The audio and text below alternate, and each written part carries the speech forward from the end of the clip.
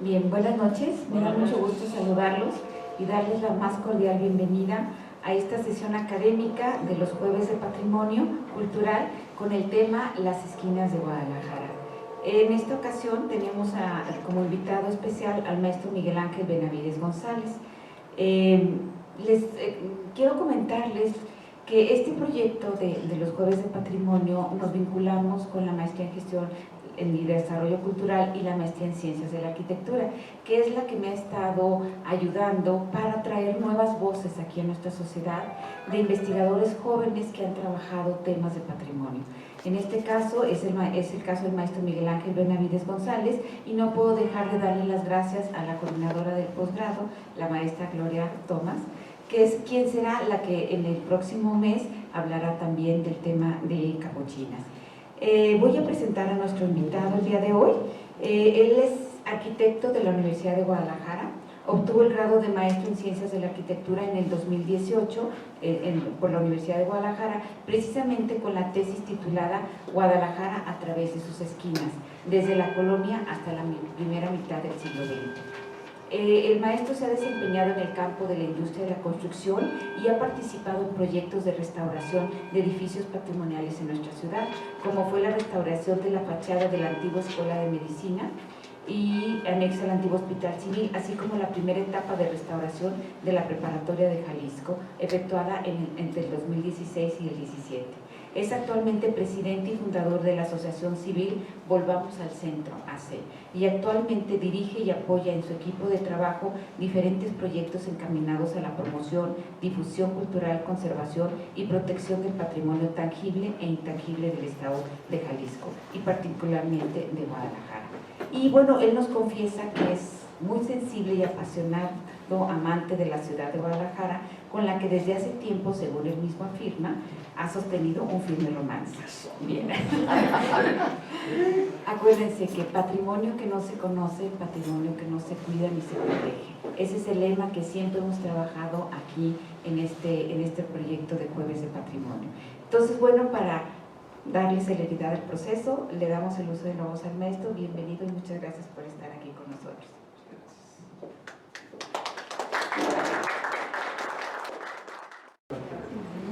Desde que tenemos uso de memoria, guardamos la idea de una esquina y las hemos utilizado de muchas formas y para muchos fines.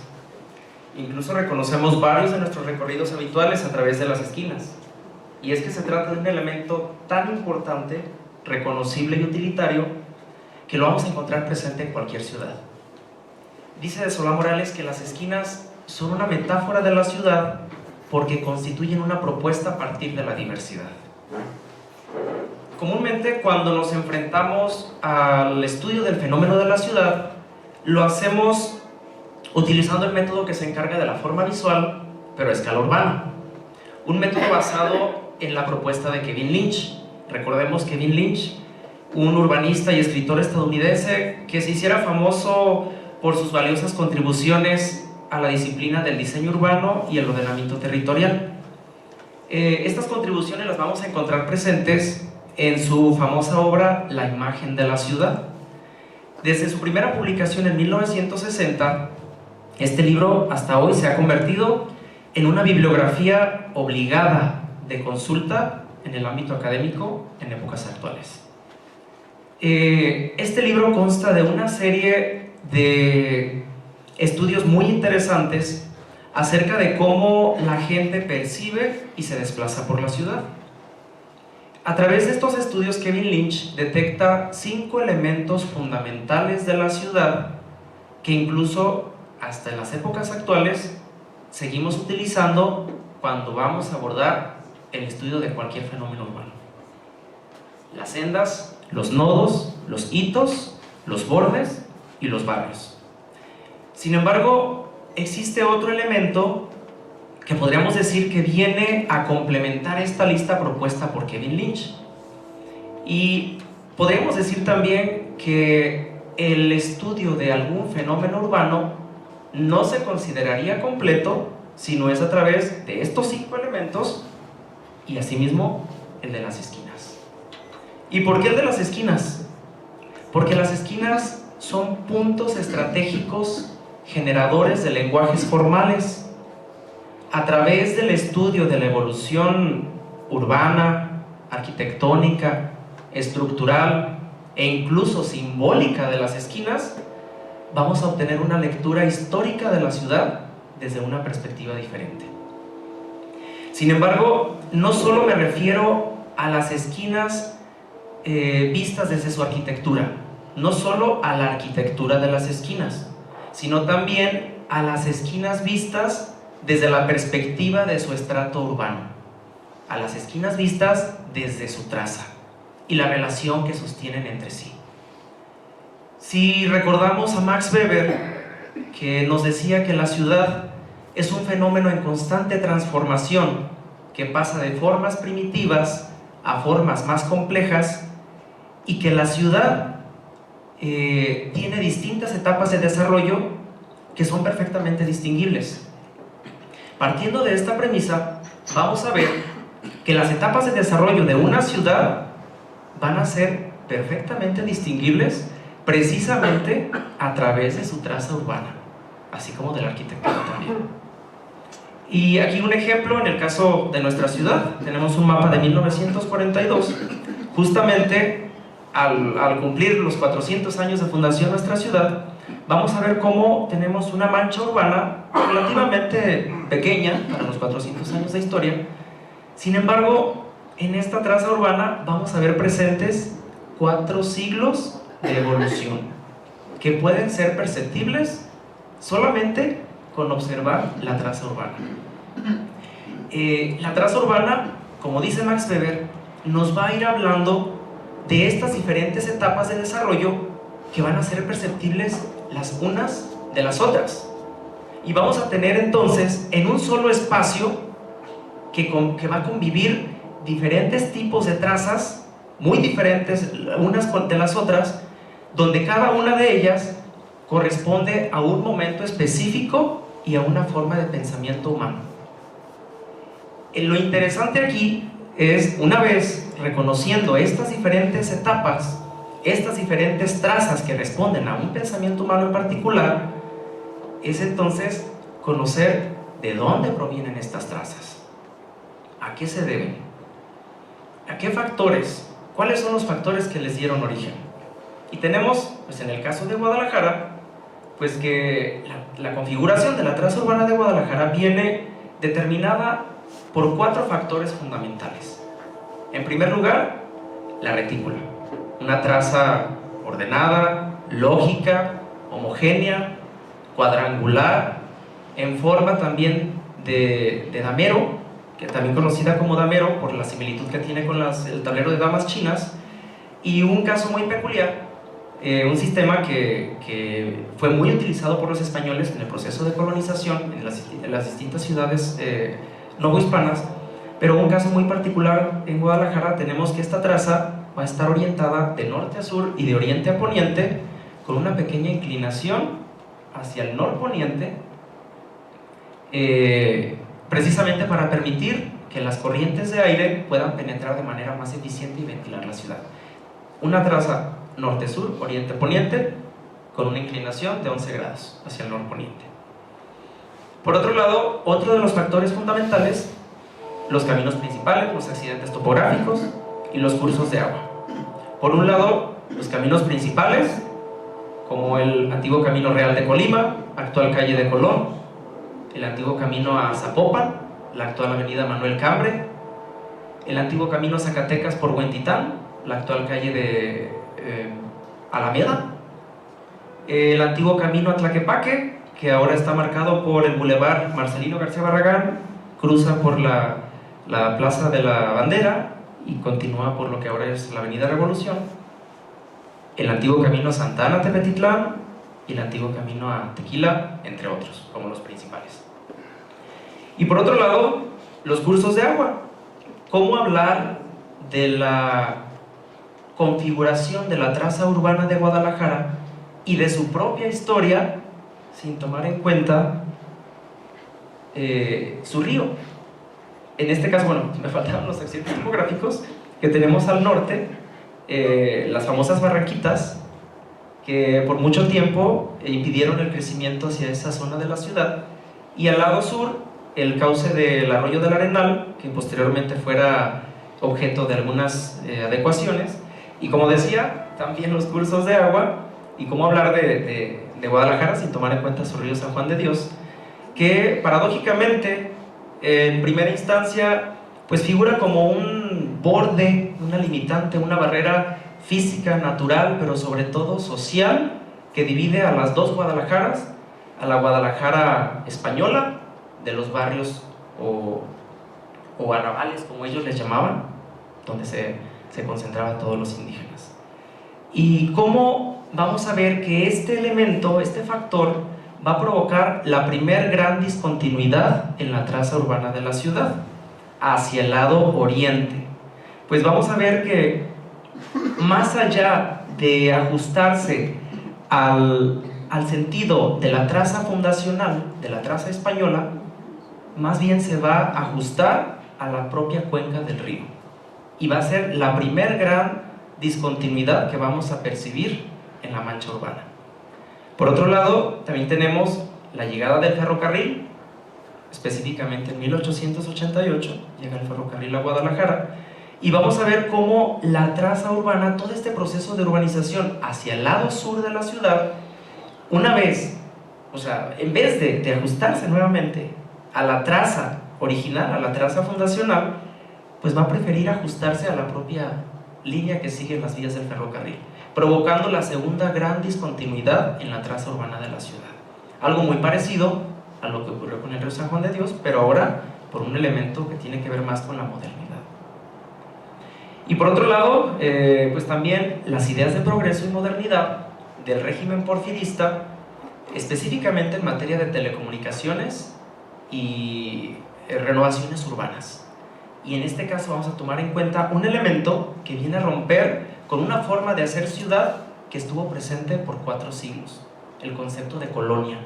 No habíamos construido ciudad si no era de la manera tradicional, y ya para finales del siglo XIX, principios del XVIII, aparece este nuevo concepto de hacer ciudad a través de colonias. Y lo vamos a ver presente en tres de las colonias más significativas, que por supuesto se van a venir viendo más notables hacia el lado poniente de la ciudad, aunque también tenemos la presencia de las colonias del lado oriente.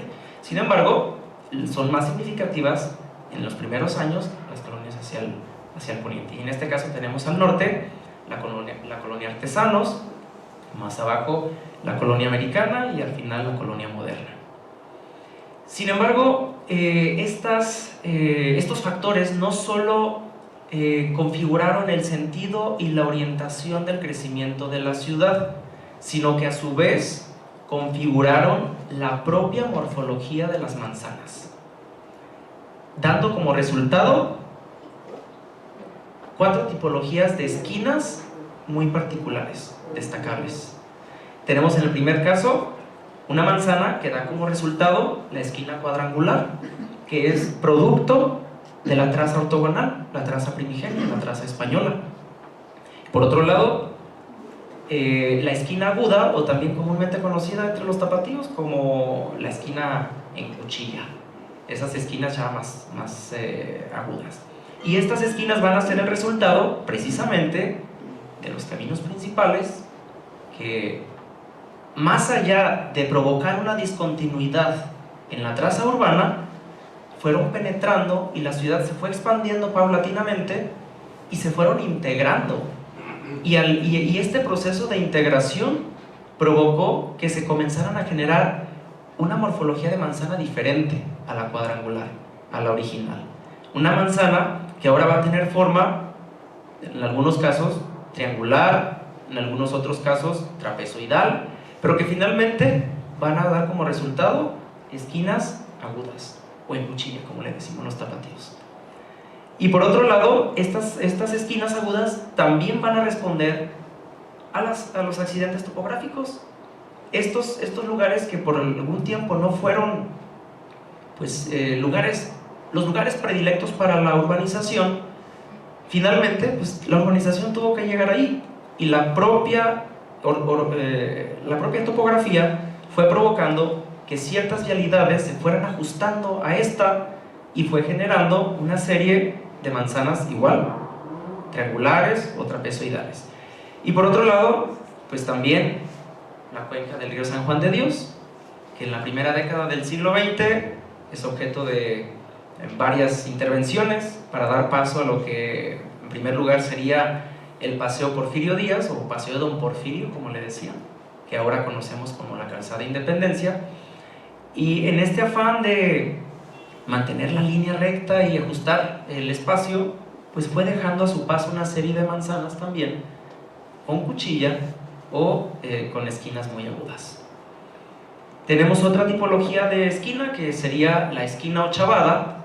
Esta va a ser el resultado de la adopción de ciertos preceptos del urbanismo moderno europeo, específicamente el urbanismo de la propuesta por Ildefonso Cerdá de 1860 para el ensanche de Barcelona, que promueve de alguna manera tanto los corazones de manzana como los ochavos en sus esquinas.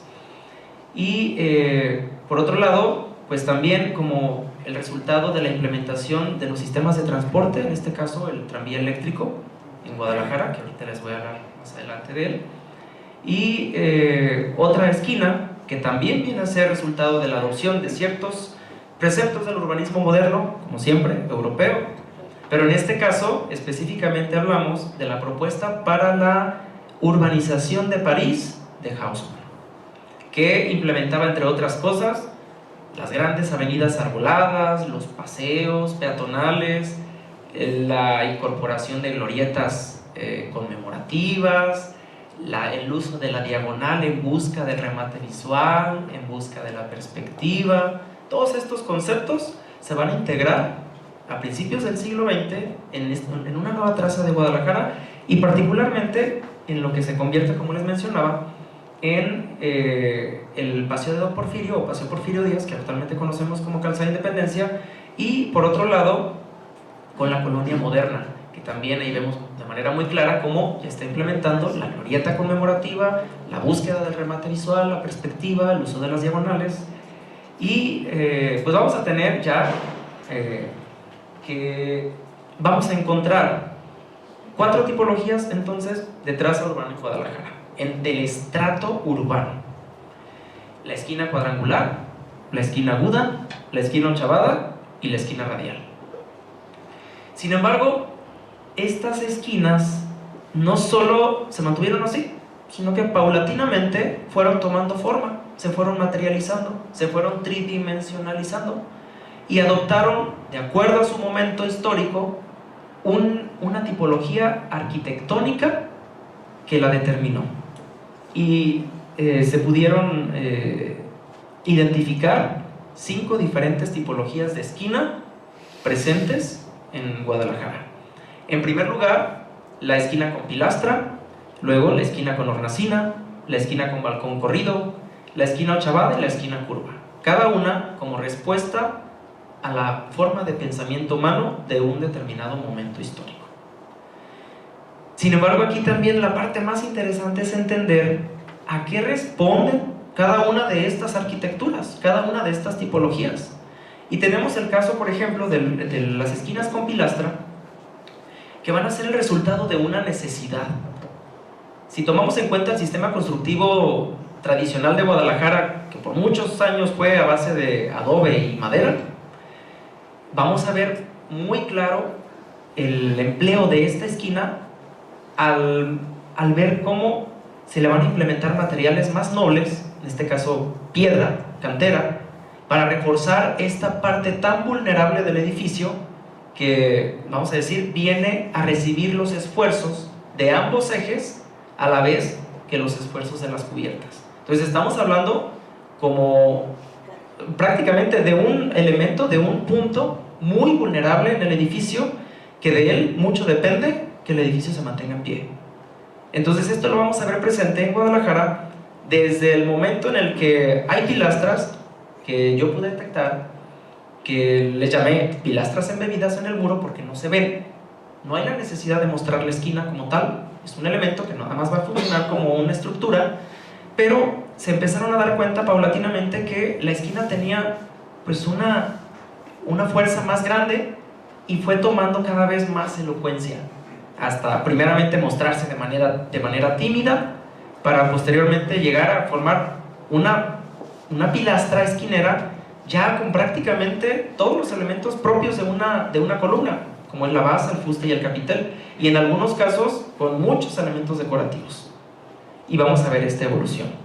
Por otro lado, para entender perfectamente esta interpretación de la esquina, sería muy interesante recurrir al origen etimológico de la propia palabra de esquina desde diferentes culturas y lenguajes, lo cual nos va a dar una idea más aproximada. Y tenemos, por ejemplo, en el caso de la lengua española, que la palabra esquina proviene del germánico skina, que hace alusión a una barra de madera cortada o hueso cortado, que a su vez deriva en esquena, que significa columna vertebral. Es decir, estamos hablando de que la esquina tiene una interpretación como si fuera la columna vertebral del edificio, lo que lo mantiene de pie. Ahora, en el caso del inglés, la palabra esquina corresponde a corner, que viene del latín cornarium o cornu, que se refiere al cuerno de un animal y hace una referencia directa con el concepto de fuerza. Si nos imaginamos en este momento, yo creo que el primer animal que nos vendría a la cabeza cuando hablamos de cuernos es un toro.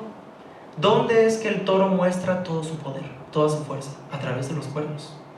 Entonces vamos a ver que en el idioma inglés la palabra esquina o el concepto de esquina también está relacionado con esa concepción de fuerza, de poder. Y en el caso del francés, la palabra corresponde a quoi, que viene del latín cunius, que hace alusión al elemento para dividir la madera o para apretar las articulaciones. Aquí una parte muy interesante: elemento para dividir la madera. Cuando pensamos en un elemento para dividir la madera, seguramente se nos va a ocurrir un hacha, un machete muy pesado. Entonces, nuevamente estamos haciendo alusión al concepto de fuerza. Pero aquí viene otra cosa: apretar las articulaciones. Dos elementos independientes que se unen, se mantienen unidos con algo. ¿Y qué es lo que los mantiene unidos? La esquina. O sea, va a funcionar esta esquina como una especie de bisagra en una puerta, que las mantiene formando parte de un solo elemento, de un todo, pero elementos independientes. Entonces resulta muy interesante ver cómo, desde la perspectiva del origen etimológico de la palabra esquina de distintas culturas y lenguajes, van a hacer alusión al concepto de fuerza, de fortaleza, de estructura. Y esto lo vamos a ver reflejado en los edificios de Guadalajara, en la tipología de construcción de la casa típica tapatía de Guadalajara. Bueno, la casa típica tapatía. Y vamos a tener como ejemplo, pues, la tipología de vivienda tradicional de Guadalajara, que no se puede concebir si no es a través de su patio central. Y vamos a tener como el patio ejerce una fuerza directa hacia las propias esquinas. Y nos vamos a preguntar, ¿pero cómo es que el patio tiene una relación con la esquina? Sí la tiene, porque vamos a ver que el patio, por casi 4 siglos, mantiene una hegemonía absoluta en cuanto a la forma de hacer arquitectura en Guadalajara. ¿Por qué? Todas las dependencias van a girar en torno al patio. El patio es el protagonista de la casa. Y como tal, el patio va a ejercer una fuerza muy grande, no solo con las dependencias que le circundan, sino también con la propia percepción que tenemos del terreno. Va a favorecer al paramento principal en su parte central como la parte más valiosa del terreno, para colocar ahí el ingreso principal. Un ingreso que seguramente va a tener una sobreelevación sobre la puerta, va a tener algún escudo heráldico, va a tener alguna bandera, qué sé yo, algo que marque que estamos hablando del lugar más importante del terreno, el más valioso. Y entonces vamos a ver en este edificio, por ejemplo, cómo todo el protagonismo se lo lleva a la parte central, mientras que las esquinas no dejan de ser un elemento meramente estructural. Por otro lado, un edificio muy representativo en Guadalajara, el Palacio Municipal, aunque se trata de un edificio ya de la segunda mitad del siglo XX, es muy importante porque como el edificio más representativo de la ciudad, del gobierno, viene a recolectar todos los elementos arquetípicos de la arquitectura tapatía, de los que les he venido hablando. El balcón corrido, la pilastra, la hornacina, todo el patio central, todos los elementos más importantes de la arquitectura tapatía, lo más representativo de la arquitectura tapatía, se va a ver reflejado en este edificio. Y vamos a ver nuevamente cómo contamos con el patio central, un patio central que favorece a la parte de enfrente y central del paramento para colocar ahí su ingreso, y las esquinas nuevamente vienen a tener la clásica pilastra, que nada más sirve como un refuerzo.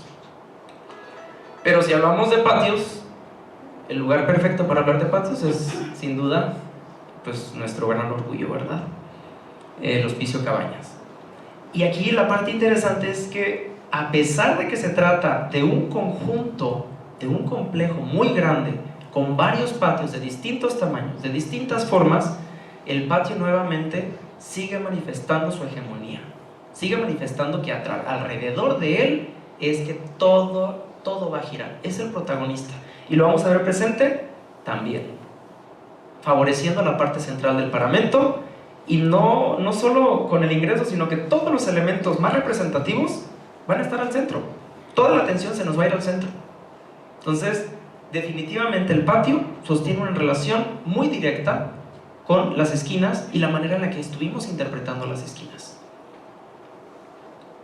Y vamos a ver cómo en sí mismas cada una de estas esquinas fue manifestando una evolución en su propio estilo. Hay que tomar en cuenta que estamos hablando de esquinas que son el producto de 4 siglos de historia.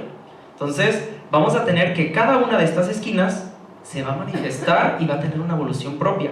Sin duda alguna, el mejor tiempo para las esquinas comenzó durante el barroco, y vamos a ver cómo las pilastras se comienzan a exentar de los muros con una sección semicircular, con ya los elementos distintivos de una columna, base, ajuste, capitel. Incluso se dan cuenta que la esquina tiene un valor tan grande que ahora ya va a adquirir un valor simbólico al colocar la hornacina, con elementos muy representativos. Sin embargo, después toma un valor funcional, más allá de nada más el concepto de estructura. Vamos a ver cómo después de la segunda mitad del siglo XVII las casas comienzan a ser en Guadalajara cada vez más comunes, de 2 y 3 niveles, y van a empezar a aparecer estos balcones esquineros que me van a permitir tener un control del espacio exterior sin abandonar el interior. Y lamentablemente vamos a ver que de estos ejemplos ya quedan bastante pocos, ya casi desaparecieron. Sin embargo, a través de la investigación, analizando fotografías de época, pude incluso detectar los sitios donde estaban esquinas, que las que yo les llamo esquinas compuestas, que van a tener la pilastra, el balcón esquinero o balcón corrido y la hornacina.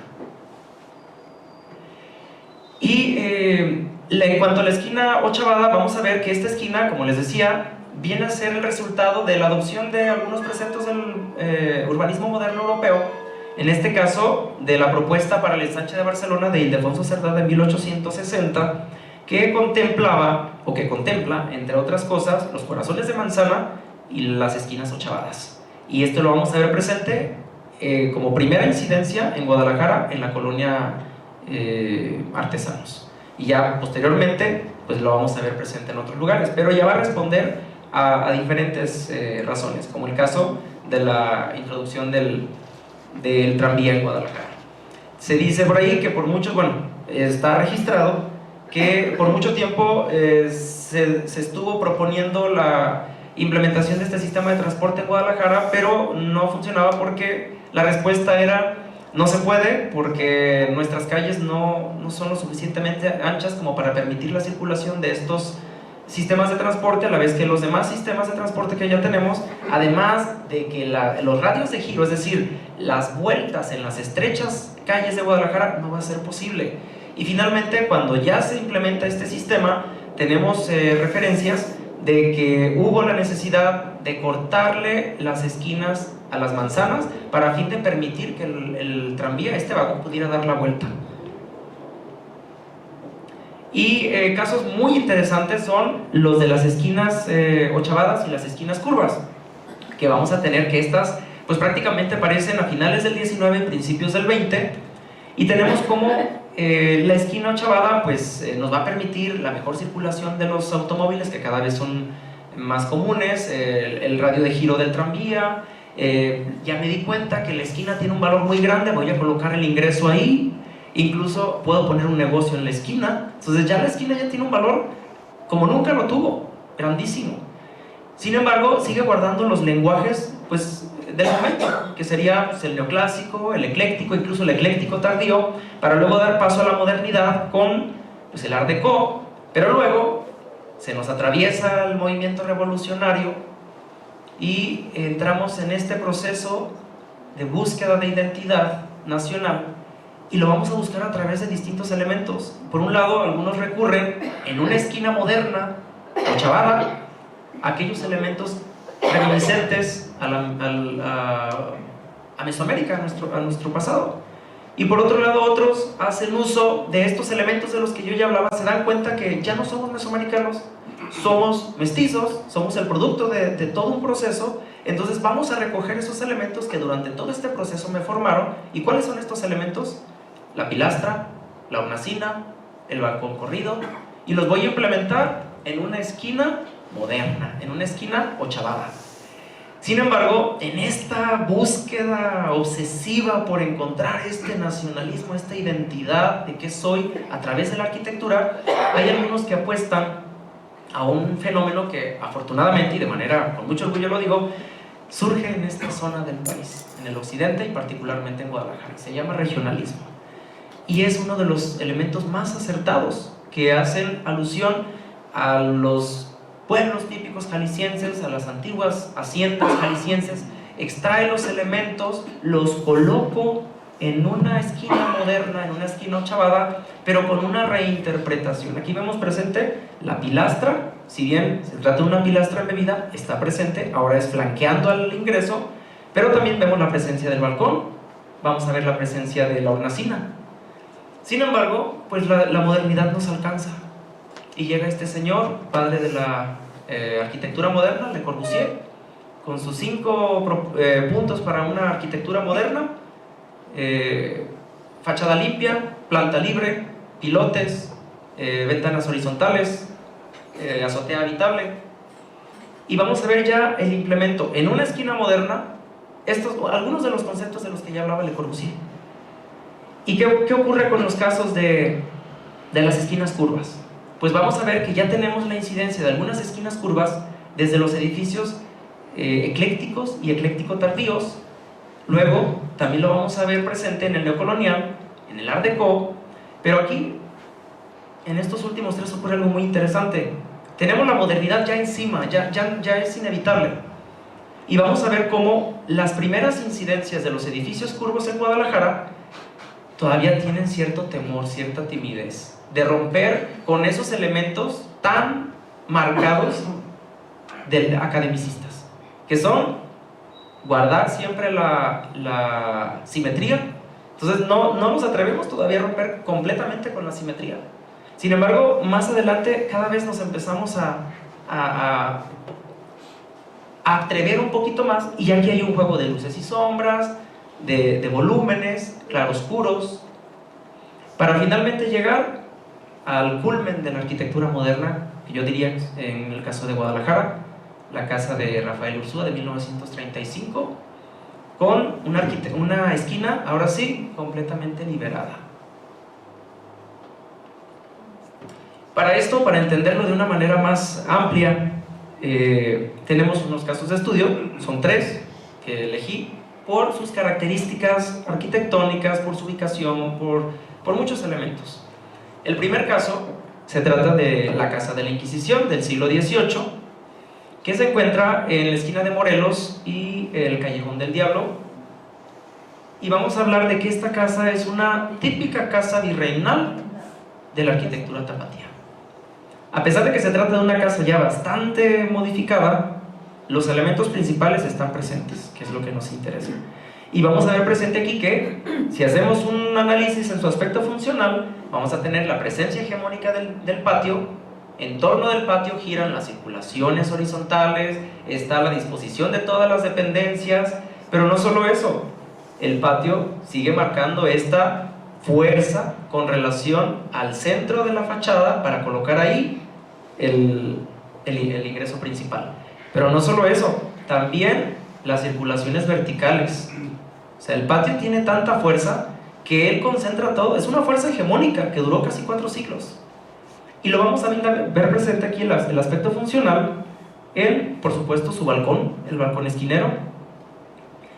Y si analizamos el aspecto estructural, pues lo vamos a ver presente pues en cuanto a la presencia de las columnas, los arcos de medio punto, el sistema de cubiertas, incluso a simple vista el espesor de los muros, la relación entre vanos y macizos, la relación entre vano sobre vano, la tipología de los vanos, que eran muy angostos y muy altos porque los sistemas constructivos nos limitaban. Y sobre todo, el caso que nos interesa más, pues el de la esquina. Vamos a ver una esquina muy reforzada y todavía más reforzada con una pilastra que, además de estar ofreciéndonos una imagen decorativa, no deja de ser un elemento estructural que está reforzando la esquina. El otro caso se trata de la Casa Rosales de Guillermo de Alba, uno de los que por ahí se dice padres de la modernidad en Guadalajara, de 1909-1910. Hay mucho que decir de esta casa. Está ubicada en lo que ahora es el Paseo Alcalde, y esquina con Angulo, y aquí vamos a tener uno de los primeros grandes cambios en todo este esquema de distribución espacial. Vamos a ver que ahora el ingreso se traslada a la esquina. El ingreso ya no va a ocupar el lugar que siempre ocupó en el centro del paramento. O sea, ya lo más importante no es el centro, ahora lo más importante es la esquina. Y no solamente para colocar ahí un negocio, sino para ingresar por ahí, para remarcarlo. Y vamos a tener que, si bien la presencia del patio se mantiene, ya no es hegemónica. Ya no todo gira alrededor del patio, ya no es el protagonista absoluto. Porque vamos a ver que, si bien sigue el patio manteniendo una relación directa con el ingreso, ahora no va a ser ortogonal, ahora va a ser en diagonal, con relación a la esquina. Y por otro lado, si en el caso anterior veíamos que incluso el patio absorbía las preferencias para ubicar ahí las circulaciones verticales, ahora las circulaciones verticales van a estar en la esquina. O sea, estamos hablando de que ahora la esquina es la importante. Sin embargo, no nos podemos desprender todavía del concepto patio. O sea, son 4 siglos. Y vamos a tener entonces algo muy marcado, que la esquina entonces, en vez de provocar, aquí vamos a tener una situación diferente. En vez de contar con una distribución radial que gira en torno al patio, vamos a tener una distribución en forma de L que está marcada por la propia esquina. Y otra cosa muy interesante, estamos hablando de la modernidad. El coche cada vez es más común en Guadalajara, entonces esta esquina va a funcionar como el ingreso principal, pero a la vez como la cochera. O sea, era su majestad el coche. Y por otro lado vamos a tener también la presencia de un ingreso lateral principal que me lleva, pues, a la sala para recibir a las visitas, que me lleva precisamente al patio. Pero algo bien interesante, vamos a encontrar ahora sí las dependencias bien marcadas, divididas, de la servidumbre con respecto a la casa de los señores. Un ingreso que va a estar relegado de la parte frontal a las orillas, pero que no deja de estar conectada con el resto de la casa, porque pues son los que van a servir en la casa, pero se ve bien marcado ya, lo cual no venía ocurriendo desde siglos anteriores. Y vamos a ver, por supuesto, en el aspecto funcional también la presencia, pues, del balcón, ¿no? Y en planta alta, como ocurre algo bien interesante. Si bien en planta baja la esquina es la que está ejerciendo la fuerza compositiva en forma de L, en planta alta la fuerza compositiva la sigue manteniendo el patio. Es decir, estamos hablando de que el patio y la esquina ahora están como luchando por esa hegemonía. Hablando del aspecto estructural, pues vamos a tener que, pues ya contamos con la presencia del acero. Las columnas ya pues son muy esbeltas, ya no son de piedra, son metálicas, ya no hay arcos en medio punto. El espesor de los muros están más, pues lo podemos ver, son muy delgados. La presencia de la pilastra sí sigue, es una pilastra embebida, pero ahí está. Y pues el sistema de cubiertas pues ya va a ser también a base de materiales más modernos. Y este es el último caso, que se trata de la casa Rogelio Rubio, de 1935, de Rafael Ursúa. Y se trata de una casa que Rafael Ursúa proyecta para un político. Y entonces vamos a ver la forma de vida de un político en la modernidad, en 1935. Una casa que, para empezar, si bien tenemos la presencia del patio, el patio ahora sí ya está pasando la historia. Si el patio era el protagonista, ahora el patio está funcionando como una dependencia más, y seguramente de servicio. O sea, ya el patio ya no tiene la hegemonía que tuvo, perdió la hegemonía que había tenido por 4 siglos. ¿Y ahora quién marca la hegemonía? La esquina. Hay que tomar en cuenta que este edificio, esta casa, se encuentra enfrente de lo que conocemos como el Parque Rojo. Entonces, pues por supuesto que me va a favorecer muchísimo la vista. Entonces lo que voy a hacer con esta esquina, ya que los materiales y los sistemas constructivos modernos me lo permiten, a base de concreto armado, cristal, acero, pues me voy a dar el lujo, voy a liberar a la esquina de esta atadura estructural que había mantenido durante 4 siglos. ¿Y qué va a pasar? Pues ahora me voy a dar el gusto de la vida y lo voy a mostrar. Voy a convertir a esa esquina prácticamente en un aparador. Ya no tengo limitaciones. Ahora ya puedo tener este contacto directo con el exterior y el interior. Y por otro lado, pues la esquina, definitivamente aquí estamos viendo cómo está marcando una distribución absolutamente en L. Y el patio es una dependencia más. Perdió la hegemonía. Y otro elemento muy importante es ver cómo esa nomenclatura es la que utilizó Rafael Ursúa, y él le llama a ese espacio que está en la parte de arriba escritorio, y se refería a la oficina del señor. Y vamos a ver que la oficina no tiene ninguna división con el resto de la casa. O sea, yo te puedo atender aquí y nos podemos ir a la sala y nos podemos ir a comer. O sea, ya la casa es un lugar también para trabajar. Esa es la realidad de ahora. Entonces, está muy marcada la evolución en todos los sentidos. Y por otro lado también, si en el caso anterior veíamos que marcábamos la diferencia de la casa de los señores y la casa de la servidumbre, aquí a lo mejor ya no va a haber ni siquiera la necesidad de tener servidumbre, o bien la vamos a mandar a la azotea, pero el otro espacio lo voy a utilizar para una casa de renta, de la que puedo estar yo muy al pendiente y viviendo de todo lo que se ofrezca. Entonces, en cuanto al aspecto estructural, ¿qué es lo más relevante? Primero, la liberación de la esquina. La esquina deja de ser, o sea, lo que fue por mucho tiempo, el elemento estructural, la columna vertebral del edificio. Ya no es necesario. Tenemos concreto, tenemos acero, tenemos cristal, tenemos una infinidad de materiales que me van a permitir darme muchas libertades. Y lo vamos a ver presente, pues en la curva, lo vamos a ver presente en la parte superior, con el voladizo tan grande que me permite, parece como que el parque se está metiendo a la casa, o viceversa. Y vamos a ver cómo esa ventana que está arriba ya no tiene nada en la esquina, o sea, está abusando, o sea, este señor, Rafael Ursúa, está diciendo: señores, estamos en la modernidad, ya no necesitamos depender del elemento estructural esquina como toda la vida lo habíamos hecho. Miren, aquí está el ejemplo. Esto para mí es el mejor ejemplo de la modernidad en Guadalajara, el culmen de la modernidad. Y bueno, pues esto sería todo, y nada más hacer hincapié en la importancia de la divulgación del conocimiento, la valorización, la salvaguarda y la conservación del patrimonio edificado. Como bien decía la doctora Ruiz Basura, el que no conoce su patrimonio, pues ni siquiera sabe qué tiene que defender, ¿verdad? Fue una experiencia muy bonita esta investigación. Recorrí la ciudad completa. Yo siempre me jacté de conocer la ciudad como la palma de mi mano, y cuando la recorrí de norte a sur y de oriente a poniente, fueron alrededor de 700 hectáreas lo que recorrí, norte a sur, oriente a poniente, acompañado de un fotógrafo, observando detenidamente la ciudad, fotografiando cada esquina que me parecía interesante, y aún así yo jactándome de conocer tanto esta ciudad y de tener este romance de toda una vida, me di cuenta que había cosas que no conocía. Tenemos mucho patrimonio todavía por defender, muchísimo. Y sobre todo, el más vulnerable de todos es el del siglo XX. Seguramente porque por la cercanía que tiene a nuestro tiempo le restamos importancia. Sin embargo, aquí estamos viendo dos casos importantísimos. En estos dos edificios están implementados por lo menos 3 de los 5 puntos para la arquitectura de Le Corbusier: fachada limpia, ventanas horizontales, terraza habitable. Y además es una esquina curva que vino a ser prácticamente la manera de recibir a la modernidad en Guadalajara, por otras cuestiones que no me daría tiempo a hablar en este momento.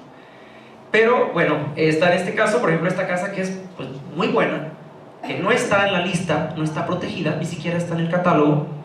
Y esta otra que tuve la fortuna de fotografiar justamente cuando estaba en su proceso de demolición.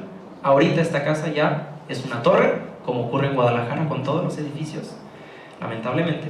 Pero es por eso la importancia de la divulgación, porque si no conocemos nuestro patrimonio, pues entonces no tenemos nada que defender.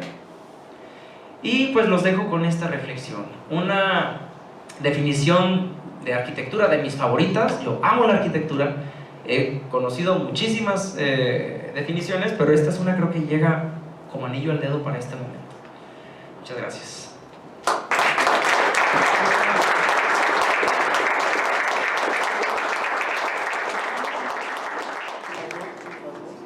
Bien, pues tenemos todavía oportunidad de preguntas. Si hay alguien que quisiera hacer algún comentario acerca de esta excelente plática que nos acaba de dar el maestro, creo que nos permitió entender la importancia de las esquinas. Seguramente no nos habíamos mucho de nosotros dado cuenta de todo el lenguaje, de todo lo que hay en una esquina. Entonces yo creo que esto nos va a obligar a volver a ver nuestra ciudad, nuestro centro, y fijarnos en esas esquinas. Todo lo que el maestro nos acaba de comentar me pareció sumamente interesante. Se nota tu entusiasmo, tu gusto, tu amor por la ciudad, por el patrimonio, y que desafortunadamente cada día, yo creo que segundo a segundo, lo estamos perdiendo de una manera impresionantemente rápida. Entonces, bueno, pues si alguien quisiera hacer algún comentario, o que haya vivido en alguna de esas casas, o que haya visto alguna esquina que le haya parecido interesante y que quisiera comentarle al maestro, pues ahorita es el momento. Adelante. A través de la estructura de las esquinas, las que dijiste, las cuales podía circular el tren antiguo, ¿se puede seguir esa ruta? Sí, de hecho yo puedo. No.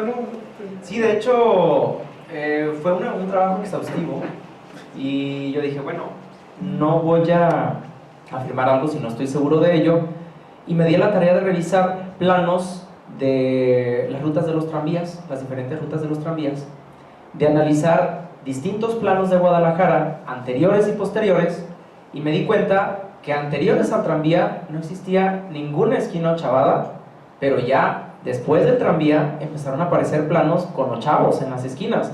Entonces, siguiendo estas rutas, justamente donde había los radios de giro, yo empecé a identificar cada una y la fui a ver personalmente, y me di cuenta que en efecto están cortadas, y tengo la lista en mi tesis de cuáles son esas esquinas que no estaban cortadas, que implicaron el radio de giro de un tranvía, de alguna línea, y que ahora ya permanecen así. ¿Corría a cargo de la compañía de los tranvías o del dueño?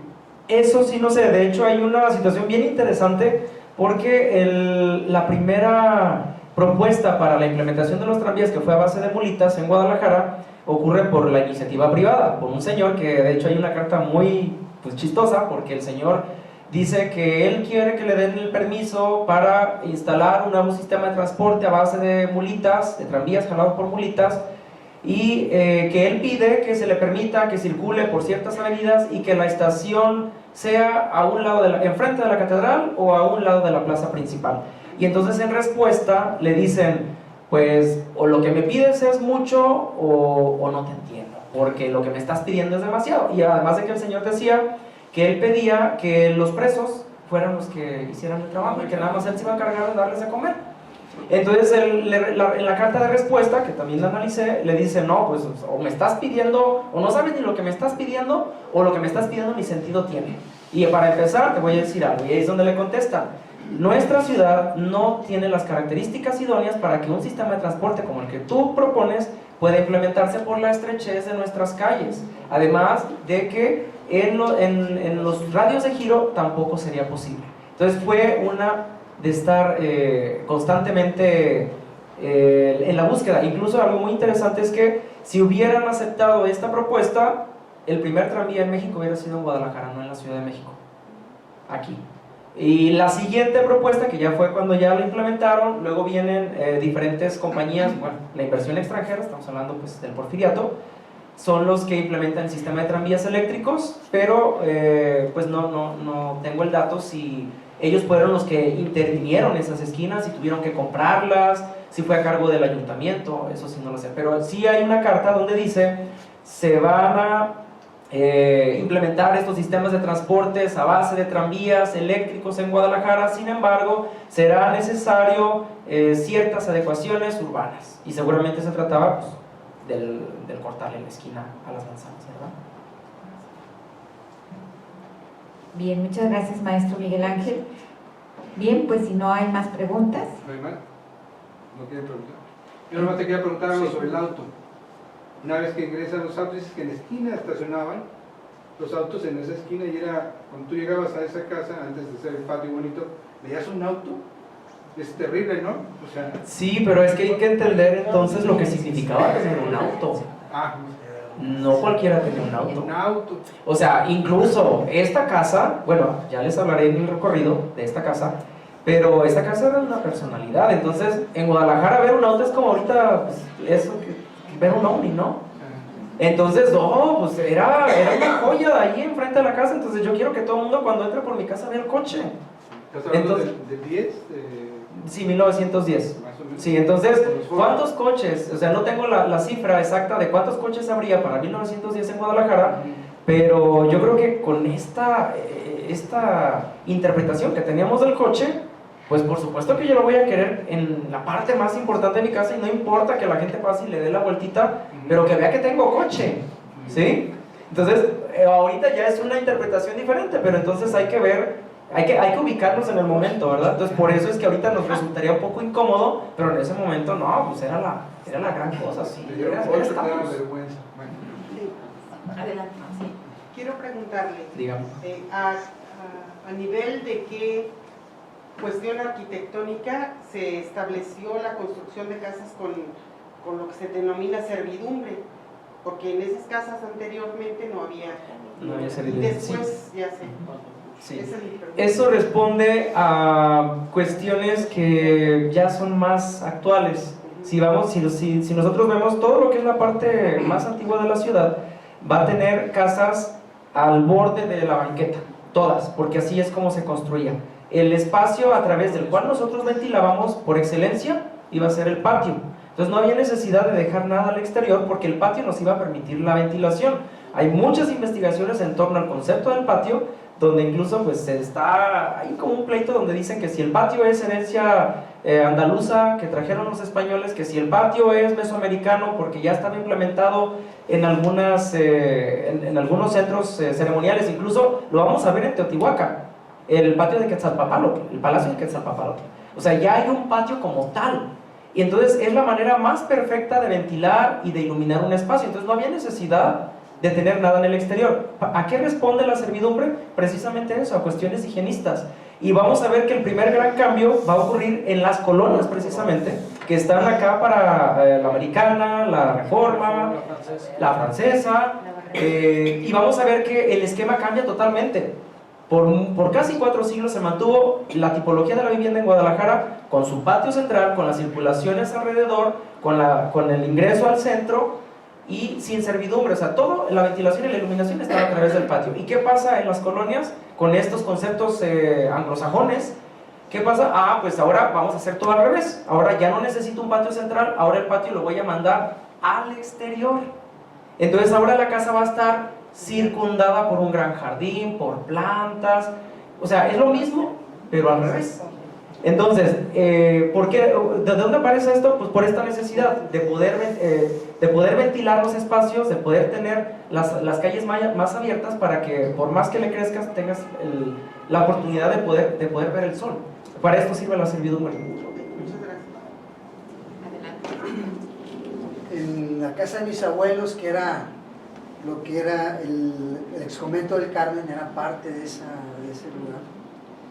El patio era un aljibe y todo el drenaje, las azoteas iban a dar allí, esa agua se usaba para reciclarla y era parte de lo que surtía. Y en muchos lugares que hemos visitado, incluso con la sociedad, pues los aljibes estaban en ese patio y todo el drenaje era ahí, ahí se guardaba el agua porque pues no había agua de otra forma. ¿Y qué hay de lo de aguas, de las ventanas? Pues sí, eso sí bueno, ahorita sobre todo con la polémica que hay de este perdón que está exigiendo nuestro presidente, ¿verdad?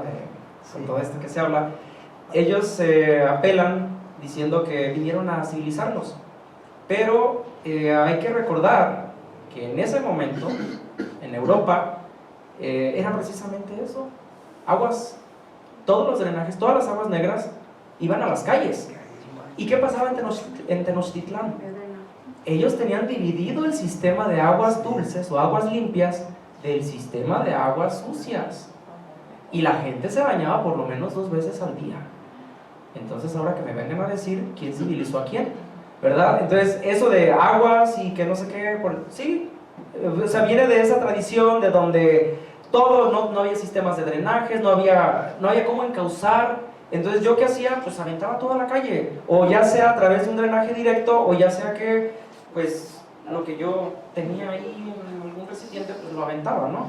Que no dudo que también en la ciudad se haya presentado esta situación, porque pues tampoco tenemos la presencia del sistema de desagüe tan antiguo.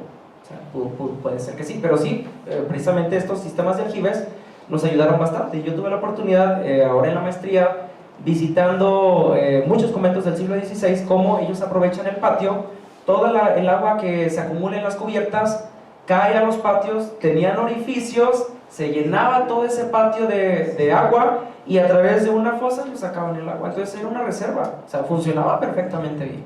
Y otra cosa bien interesante, tenemos...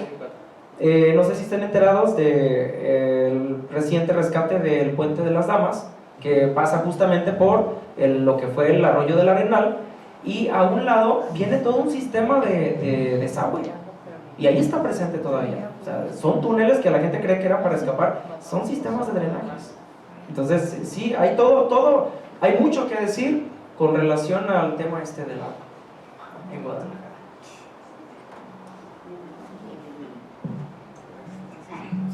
Bien, pues muchísimas gracias. Entonces, a continuación haremos la entrega del reconocimiento.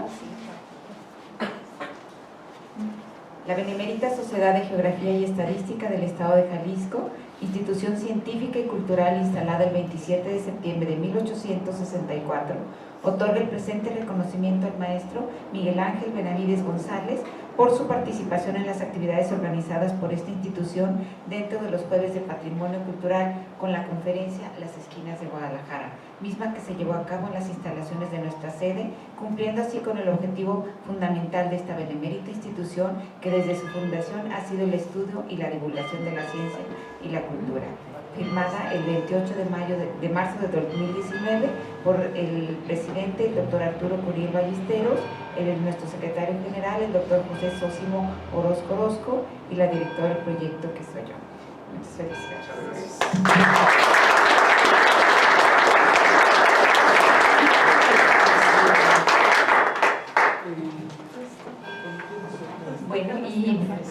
Bueno, a continuación les comento que el próximo martes, tendremos la presentación del libro Los Gobernantes del Estado de Jalisco a través del tiempo, volumen 1 y 2, de 1532 al 2018, de la autoría de nuestro consocio, el ingeniero José Luis Ortiz García. Y bueno, aprovecho también para comentarles que en este mayo, vamos a tener nuestra sesión hasta el 2 de mayo, porque vienen las vacaciones de Santa y Pascua. Entonces tendremos la conferencia El Templo de Capuchinas y el Templo de San Diego de Alcalá por nuestra invitada, la maestra Gloria Tomás, que se encuentra aquí con nosotros, y la arquitecta Cristina Cárdenas Olivares. Y bueno, también los invito al convivio que le vamos a hacer en esta ocasión muy especial. Vamos a tener un pastel porque fue el cumpleaños de nuestra querida Rosy, ¿verdad? Que es coordinadora administrativa. Entonces le vamos a cantar las mañanitas y degustaremos una rebanada de pastel. Entonces, bueno, siendo las 9 de la noche, declaramos... El recorrido del sábado. Ah, perdón, una disculpa. Sí, el sábado nos vemos a las 10:30 ahí en la Fuente de los Niños Miones, que le llaman, que está por Pedro Moreno, frente al edificio que vimos ahorita de la Secretaría de Turismo. Ahí nos vamos. Hay unas copias aquí a la entrada del recorrido, ¿verdad? Para que sepan ustedes por dónde vamos a andar. Pues sí, hay que traernos tenis y sombrero porque está el calorón tremendo y va a ser puro caminar para ver todas estas esquinas maravillosas y verlas con nuevos ojos, gracias a este conocimiento que nos dio nuestro compañero, el maestro Miguel Ángel Benavides González. Y ahora sí, siendo las 9 de la noche, declaramos clausurada esta sesión. Buenas noches y muchas gracias.